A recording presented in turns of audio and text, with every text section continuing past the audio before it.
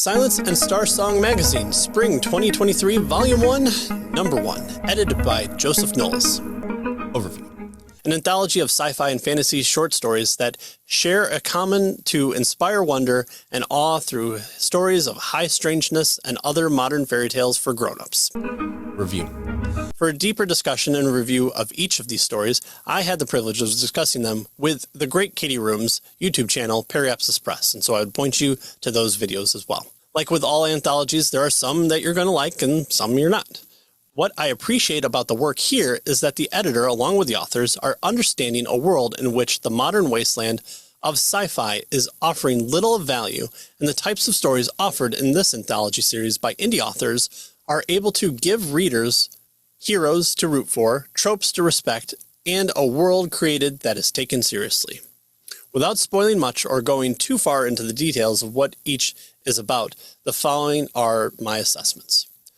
A Matter of Honor. A haunted house story during the Middle Ages with men of different religions of the Christian variety from opposing armies must rely on each other to escape. There is some good church history and military history here.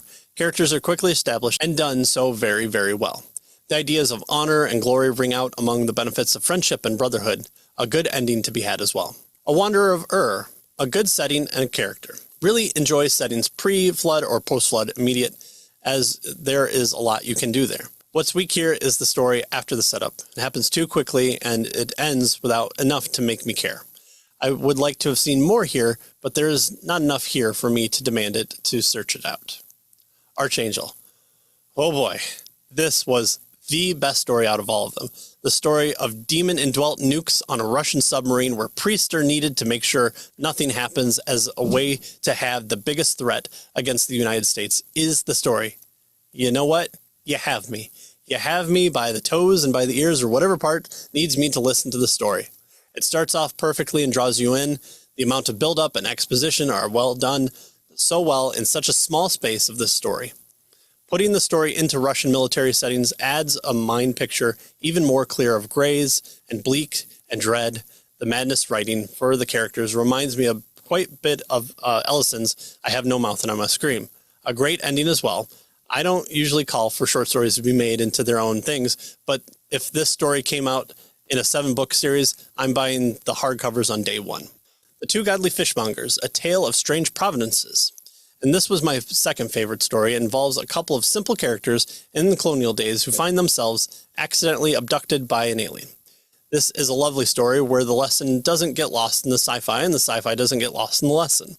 The ideas of brotherly love, repentance, and the universal nature of God and his providence, even among those among the stars, offer up a great story here. Free lunch. This was a fine and fun. A vacationing family who stumbles upon the house they think they rented, finds a meal set up so they partake, all except skeptical Sally, the daughter.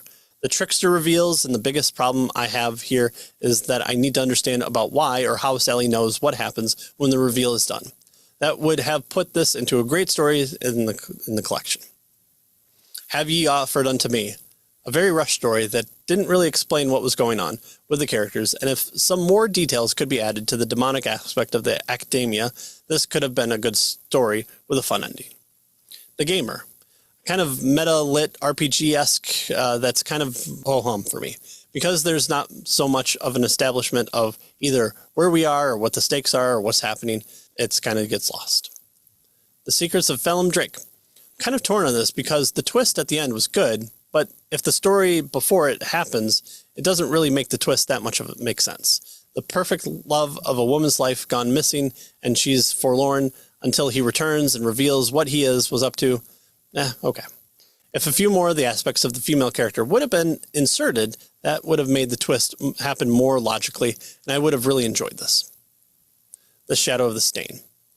This story about two sisters in witchcraft and revenge just did not leave any impact on me. Hidden Empire. Could you even believe a story about the government being taken over by demons? Yeah, I know, weird. There's a lot to like here in this story. The letter writing style is a bit odd choice rather than just telling the story.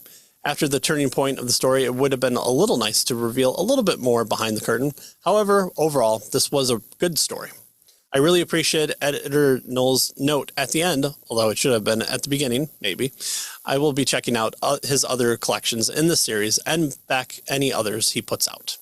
Final grade, B+.